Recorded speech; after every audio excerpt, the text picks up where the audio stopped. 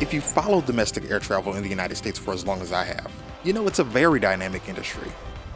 Boeing canceled the 757 in the mid-2000s due largely to what was considered a dead market, only for that very market to explode just a few years later as the economy shifted.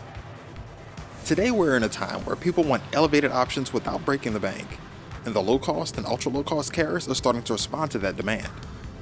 Southwest, JetBlue, Avelo, and Frontier will all have introduced upgraded fare and seating options by 2026, joining Breeze and Spirit as the low-cost sector fights to remain competitive against the full-service legacy airlines. But how exactly did we get here? The Airline Deregulation Act of 1978 basically forced U.S. carriers to compete on price. Aviation is a notoriously expensive industry, and operating costs are often reflected in the ticket price. Pacific Southwest Airlines, or PSA, pioneered the low-cost concept, with Dallas-based Southwest Airlines, which was mentored by PSA, scaling it into what we now know today.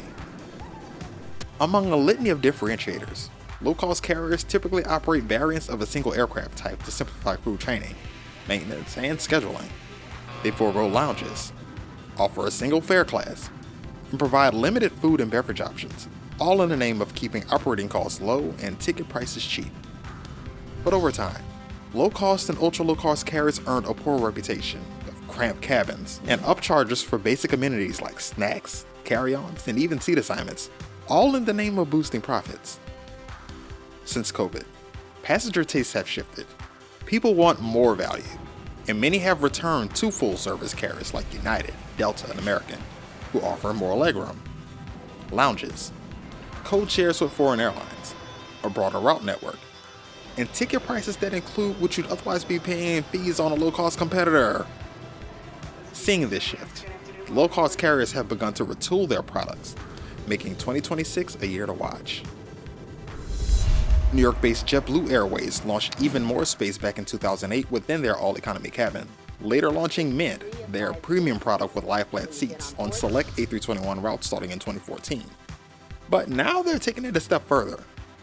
By 2026, JetBlue will debut a domestic first-class cabin across all non-manned aircraft. Featuring the MIQ recliners from Collins Aerospace, the new cabins will offer 8 seats on the A220 and 12 seats on standard A320 and A321s, all in a 2x2 layout with at least 36 inches or 91 centimeters of legroom.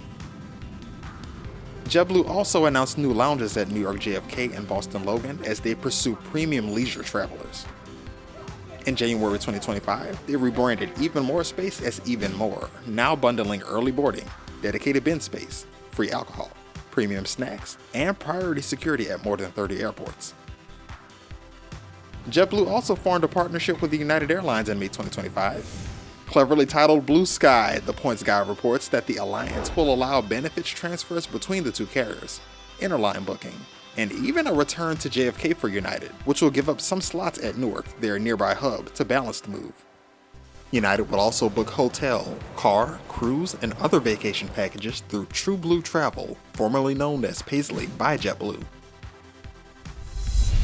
Denver-based Frontier Airlines will join Florida-based Spirit Airlines in offering first-class seating in the first 2 rows. Set to debut by late 2025, the new Commodore recliners by Jevin will offer a premium step up in both comfort and design. This is separate from Upfront Plus, their European-style business class product with block middle seats and at least 32 inches or 81 centimeters of legroom. Much like Spirit First, Frontier's new first class is expected to include enhanced snacks and beverages, as well as ample legroom and other premium amenities, all in the 2x2 layout. Houston-based Avelo Airlines threw their hat in the ring in May 2025, announcing Stretch and Stretch Plus across their all 737 fleet, with Stretch Plus starting September 3, 2025. These new seating options offer 32 to 36 inches or 81 to 91 centimeters of extra legroom with block middle seats in Stretch Plus. This revamps their previous extra legroom offering and will be available on all flights. Now for the big one. Dallas-based Southwest Airlines is the 4th largest airline in the world by both fleet size and passenger volume. Though grouped with the Big Four alongside American, United, and Delta, they've always played by their own rules. known for their generous onboard perks like free snacks, 2 free check bags. We'll get to that. And adequate legroom for a fully grown adult. Southwest's most distinct quirk has always been open seating. That policy dates back to their inception in 1971 and was partly designed to help groups sit together. And while it remains popular for some passengers, it's become controversial for others. Now, amid customer demand and financial pressures, Southwest is rolling out extra legroom seating fleet-wide, debuting in early 2026. Retrofits began in May 2025, where in April, they released the seating chart for the 800 and Max 8, also known as the 8s. It includes 46 extra legroom seats in the first 5 rows and at the overwing exit, mostly in the 3x3 layout. And like other carriers, preferred seating will lie ahead of the overwing between the extra legroom sections, with standard seating in the aft. The 700s will lose some seats, but the 8s will retain capacity thanks to the eventual BL 3710 seats by Recaro, though while thinner, promise to offer an existing level of comfort.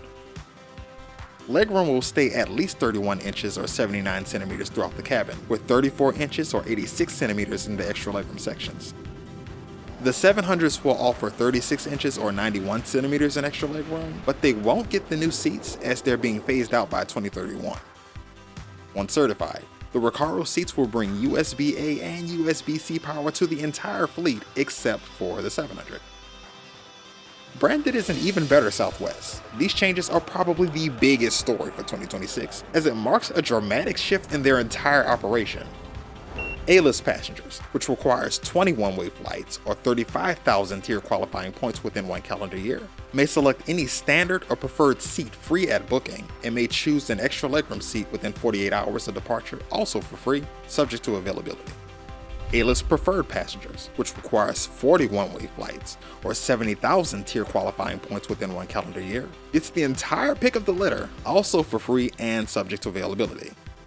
And for the elusive yet wildly popular Companion Pass, which requires 100 one-way flights or 135,000 tier qualifying points within 1 calendar year, you'll be able to apply the same seating benefits to your Plus One.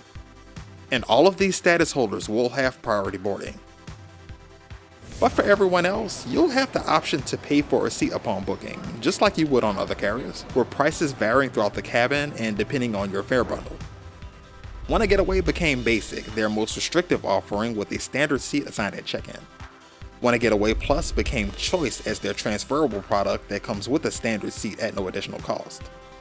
Anytime became Choice Preferred as their refundable option, where you may choose a preferred or a standard seat at no additional cost. And Business Select became Choice Extra as their top-tier all-inclusive offering, including free seat selection throughout the entire cabin. Seat assignments went on sale July 29, 2025 for flights beginning January 27, 2026, as Southwest will uproot its famous silver stanchions in favor of 8 more traditional boarding groups, mostly tied to the new fare bundles.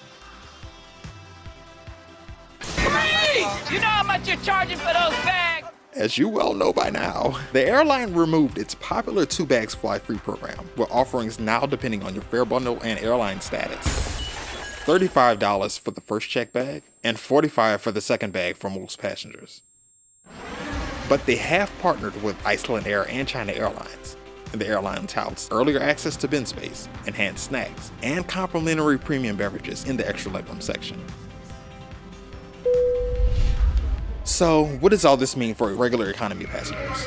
Well, legroom will remain as little as 28 inches or 71 centimeters on Spirit and Frontier, and 29 inches or 74 centimeters on Avelo. JetBlue will reduce to 30 inches or 76 centimeters, and Southwest will adopt at least 31 inches or 79 centimeters fleet-wide. This also means fewer standard economy seats, but airlines expect to offset that with revenue from the premium upgrades. 2026 should see the low-cost segment kicked up a notch, but Breeze Airways got in early. Breeze Ascent is basically a full domestic first-class product launched in 2023, only 2 years after the airline first took flight, offering 39 inches or 99 centimeters of legroom, USB charging, and complimentary snacks and booze. And this complements their existing extra legroom section. And Breeze is still a low-cost carrier. Even Spirit has made the big front seat more competitive with similar perks. Snacks, drinks, Wi-Fi? Didn't see that coming, did you? Either way, when it comes to the other airlines, you know I'm booking a front row seat to this shit.